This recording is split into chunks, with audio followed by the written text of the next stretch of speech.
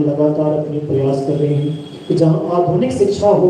वहीं पर हमारी प्राचीन परंपरा, वेदों की परंपरा और साथ में जो भी हमारे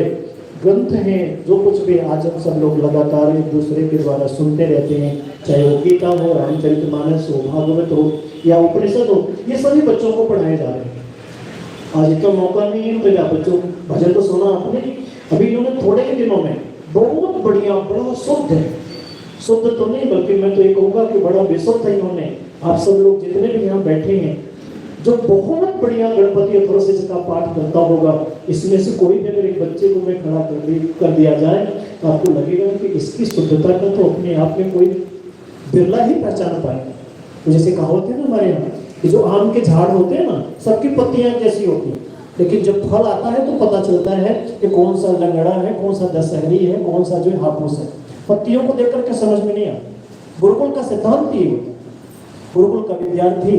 जब उसी मंत्र का पाठ करता है तब समझ में आता है कि गुरुकुल में पढ़ा हुआ है या किसी माउंटेन या किसी अलग नर्सरी स्कूलों में पढ़ा हुआ है, पब्लिक स्कूलों में पढ़ा हुआ है, क्योंकि वहां उनको इस बात का भी बोध कराया जाता है कि अक्षरों की उच्चारण कौन से शब्द कहाँ से बोले जाए।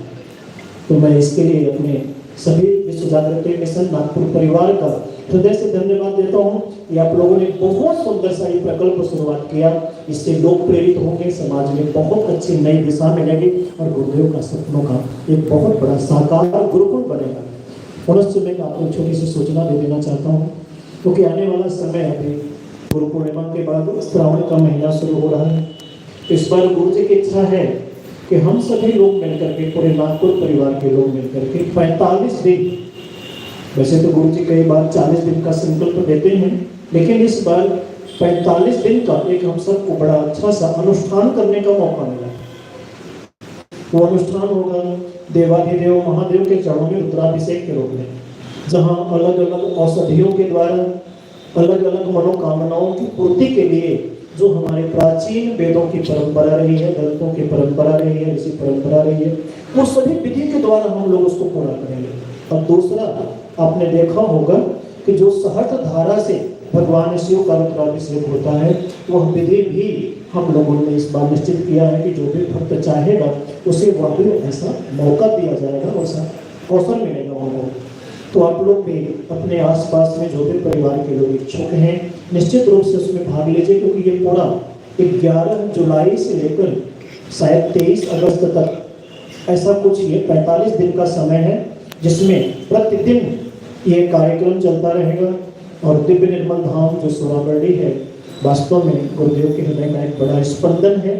कहीं न कहीं गुरुदेव की कृपाएं रात दिन वहाँ बरसती हैं। तो ये हम सब के लिए गुरुदेव का आदेश है और आप सब लोग परिवार निश्चित रूप से इसमें भाग लीजिए। मैं हृदय से आप सबके लिए बहुत बहुत गुरु पूर्णिमा की शुभकामनाएं देता हूँ और अपनी वाणी को यहीं पर हरिओम हरिओम। धन्यवाद आचार्य जी कि कभी हमारे जयेश भाई ने, तो आप सबको शायद ग्रुप के माध्यम से भी पता है कि इस बार